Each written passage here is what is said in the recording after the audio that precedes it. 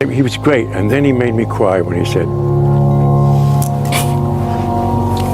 I can't even say it. Before they were Uncle Junior and Big Pussy, they were two working actors sharing scenes in the world of... It's here he said, don't you love me? Remember that? gangster cinema, years before The Sopranos made either of them a household name. So when Vincent Pastore died at 80, it was Dominic Chianese, his friend of decades, who offered one of the simplest and most touching tributes of them all. Following the news that Vincent Pastore had died on Saturday, August 1, 2026, tributes began pouring in from across the Sopranos family. Among them was a post from Dominic Chianese, the actor beloved by fans as Corrado Junior Soprano. Chianese shared a throwback photograph of the two of them shaking hands, a quiet image of friendship rather than the mob world toughness both men were famous for portraying. Alongside the photo, the 75-year-old actor wrote that they had lost a friend and that he was paying his respects and sending love and tribute. He closed his message with a line that captured the simplicity of real affection. "You were a gem, Vinnie." It was brief, but it carried the weight of a friendship that stretched back long before either man stepped onto the set of HBO's landmark series. Chianese and Pastore's connection ran deeper than their 6 seasons together on The Sopranos. Years before David Chase's series premiered, the two had already crossed paths in the world of mob cinema, appearing together in 1996's Gotti alongside future Sopranos castmates Tony Sirico and Frank Vincent. That shared history in front of the camera, playing men who lived by the same code long before they were reunited as Corrado Soprano and Salvatore Bonpensiero, gave their later on-screen relationship an authenticity that fans still point to today.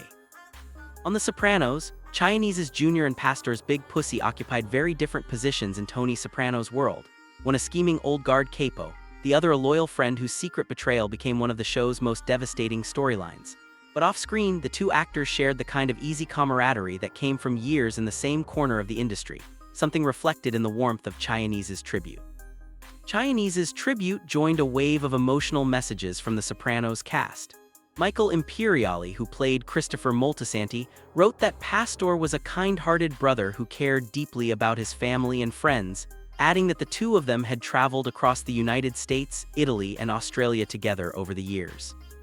Lorraine Bracco, who played Dr. Jennifer Melfi, called him a funny and charming man with a beautiful soul, while Eddie Falco, who played Carmela Soprano, said his death was an awful and unexpected loss. Jamie Lynn Sigler, who played Meadow Soprano, remembered him simply as a wonderful actor and a kind and loving man. What set Chianese's tribute apart was its restraint.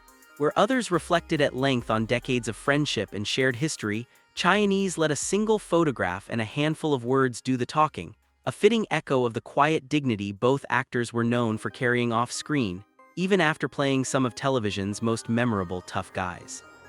Vincent Pastore, best known for playing Salvatore Big Pussy Bonpensiero, was found dead at his City Island home in the Bronx by a neighbor, with authorities believing the cause to be natural causes. He was 80 years old and is survived by his daughter Renee. His manager of more than 30 years, Robert Atterman, said that to the wider world Pastore would always be remembered as the unforgettable Big Pussy, but that to those who knew him personally, he was so much more.